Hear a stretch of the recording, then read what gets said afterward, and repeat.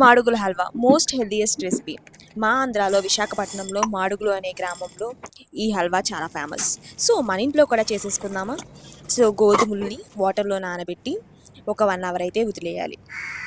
వదిలిన తర్వాత ఇలా అయితే అవుతాయి. వాటిని మనం మిక్సీలో గ్రైండ్ చేయాలి. గ్రైండ్ చేసి దానిలో నుంచి పాలనేవి ఎక్స్ట్రాక్ట్ చేయాలి. నేను ఒక క్లాత్ యూస్ చేసి ఇలా అయితే ఎక్స్ట్రాక్ట్ చేస్తున్నాను. సో నీట్గా పాలైతే వస్తాయన్నమాట. ఈ పాలని మనం 1 అవర్ పక్కన పెట్టేయాలి. సో ఈ వేస్టేజ్ని మనం ప్లాంట్స్కి వేస్తే చాలా మంచిది.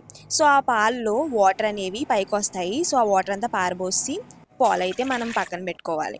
సో ఒక ప్యాన్ పెట్టి అందులో వాటర్ వేసి అండ్ కొంచెం అయితే బెల్లం వేసి నీట్గా మిక్స్ చేసుకోవాలి ఒక పొంగు వచ్చేంత వరకు. ఒక సైడ్ జీడిపప్పు అయితే వేపుతూ ఉన్నానమాట. అలా ఒక పొంగు వచ్చిన తర్వాత ఈ పాలు అయితే ఉన్నాయి కదా, ఆ పాలని దానిలో వేసేయాలి. వేసేసి నెయ్యి వేస్తూ నీట్గా మిక్స్ చేసుకోవాలి. అండ్ కొంచెం ఇలాచి వేసి ఇంకా నెయ్యి వేసుకుని ఫుల్గా మిక్స్ చేస్తూ ఉంటే మన దసరాకి నీట్గా మన ఇంట్లోనే స్వీట్ చేసి అమ్మవారికి పెట్టొచ్చు. బట్ చాలా అంటే చాలా టేస్టీగా ఉంటుంది. సో సర్వ్ చేసుకుని చల్లగా అయినంత వరకు వెయిట్ చేసి తింటే ఎక్సలెంట్ ఉంటుంది. సబ్స్క్రైబ్ చేసేయండి మరి. Please like the video.